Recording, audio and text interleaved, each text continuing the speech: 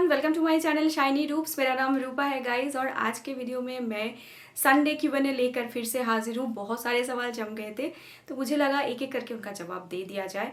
पिछले कुछ दिनों के सवाल ही मैंने लिए हैं, तो अगर आपका सवाल छूट जाए ना तो आप फिर से एक बार कॉमेंट कर सकते हो। मैं रिप्लाई करने की पूरी कोशिश करूँगी। तो चलिए शुरू करते हैं आज का संडे Q&A।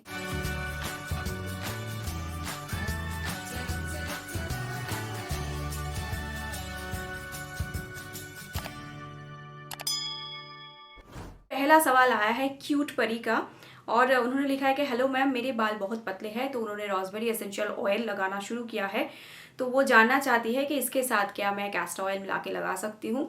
तो हाँ, बिल्कुल आप मिला के लगा सकते हो। इसके लिए आपको कैस्टर ऑयल को गर्म करना पड़ेगा, उसके बाद उसको ठंडा होने के लिए थोड़ा सा वेट करना पड़ेगा और उसके साथ आपको बस 2 ड्रॉप रोजमेरी एसेंशियल ऑयल का मिक्स करके अपने स्कैल्प में लगाना है।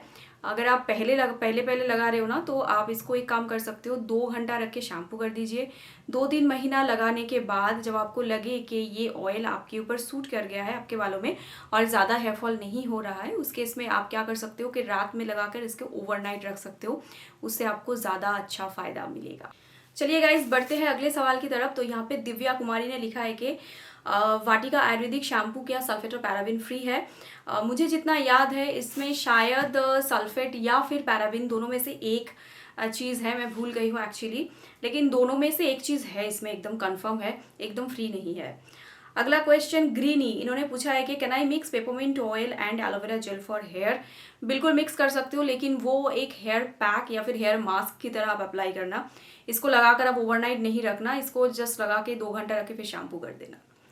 अगला सवाल परवीन सुल्ताना, इन्होंने पूछा है कि ma'am, is it necessary to do hair wash after using rosemary और we can keep it for 5 और 6 डेज?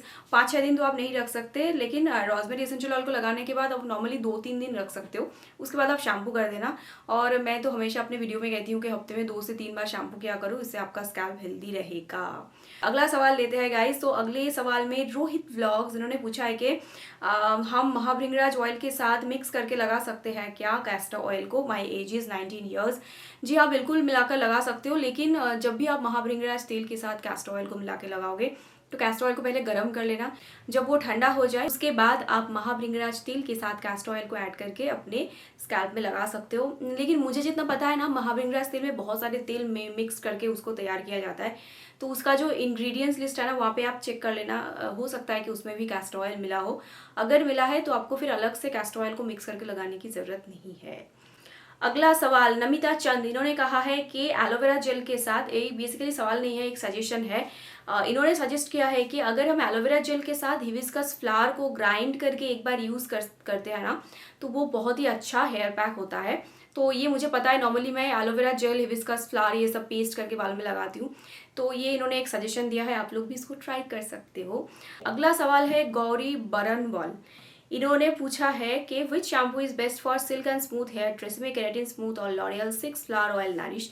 तो बेसिकली जो सेकंड वाला शैम्पू है लॉरियल का, वो मुझे सूट नहीं करा और मेरे बालों में से मतलब हेयर फॉल ज़्यादा हो रहे थे and there was nothing called nourishment and all. लेकिन ट्रेसेमे केराटिन स्मूथ शैम्पू मेरे ऊपर अच्छा काम करा था।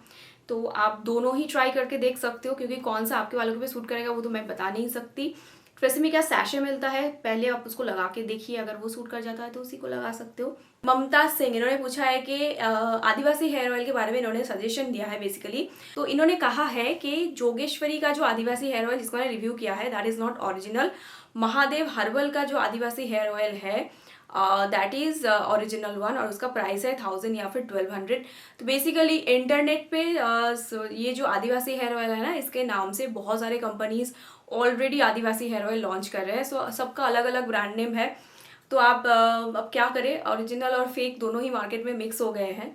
सो आई कैंट डू एनीथिंग, लेकिन आपने अवेयर किया, this is a good thing. चलिए अगले सवाल की तरफ बढ़ते हैं। केट विंसलेट, वाह, टाइटैनिक वाला नाम। तो इन्होंने पूछा है कि क्या ये बाल थिकनेस में हेल्प करेगा, मतलब डाबर आंवला हेयर ऑयल के बारे में इन्होंने कहा है। तो मैंने जब इसको रिव्यू किया था, मैंने एक चीज़ नोटिस किया था, इसको लगाते हेयर फॉल कम हो जाता है, लेकिन हेयर थिक वगैरह नहीं होता। अगर आप इसको छोड़ देते हो ना तो एज इट इज़ हो जाता है। तो कुछ काम का ज़्यादा लगा नहीं है मुझे। ऐत खान, इन्होंने पूछा है कि सोलफ्लावर भृंगराज ऑयल में रोजमेरी एसेंशियल ऑयल मिक्स करके लगा सकते हैं क्या? यस, बिल्कुल लगा सकते हो। ओके। तानी, इन्होंने पूछा है कि जो शर्ट के डब्बे आते हैं कागज़ के, वही कह रहे हो ना आप? आर्टिफिशियल ज्वेलरी को रखने के लिए। शर्ट के डब्बे को मैं नहीं कह रही हूँ, मैं कह रही हूँ, वेट मेरे पास है इस टाइप के जो कार्टून, छोटे छोटे कार्टून के बॉक्सेस आते हैं ना हमारे घर में, पार्सल वगैरह आते हैं जिसमें क्रीम वगैरह, फिर आपका जो ब्यूटिफिकेशन के जो सारी चीज़ें होते हैं वो सारी चीज़ें इस छोटे छोटे डब्बे में आते हैं। मैं इनके बारे में बात कर रही हूँ। शर्ट के जो डब्बे होते हैं काफ़ी बड़े होते हैं, तो वो बहुत ज़्यादा जगह ले देते हैं, तो उसके बदले आप इस कार्टून बॉक्स में रख सकते हो। रिज ने पूछा है कि हाय सिस्टर, क्या मैं कैस्टर ऑयल की हाफ बॉटल वार्म गरम करके कोकोनट ऑयल की एक बॉटल में मिक्स करके रख दूं और वही लगाती रहूं तब तक जब तक मेरे बाल हेयर मतलब रीग्रो होंगे, इससे क्या? तो बेसिकली बात यह है कि आपने यहाँ पे क्वांटिटी नहीं कहा है कि कैस्टर ऑयल का कितना क्वांटिटी आप ले रहे हो और कोकोनट ऑयल का कितना क्वांटिटी आप ले रहे हो। बेसिकली यहाँ पे क्वांटिटी का ही खेल है। तो मैं आपको बता देती हूँ कितना कितना लेना है। कोकोनट ऑयल अगर आप 100 ml ले रहे हो तो कैस्टर ऑयल आपको 25 ml लेना है। इसी रेशियो में आप दोनों तेल को मिक्स करके एक बारी गर्म करके रख दो। उसके बाद जब आप लगाओगे ना, धूप में उसको थोड़ा सा गर्म कर लेना, धूप तेज़ होता है काफ़ी, उसमें गर्म कर लेना, उसके बाद उसको लगा लेना, हो गया। तो गाइज ये थे आज के कुछ सवाल जिनको मैंने पिक किया था। अगर आपका सवाल छूट गया है तो आप फिर से एक बार कमेंट करके पूछ सकते हो, अगर आपका कोई पर्सनल क्वेश्चन है तो। आज के लिए बस इतना ही। Thank you for watching, bye.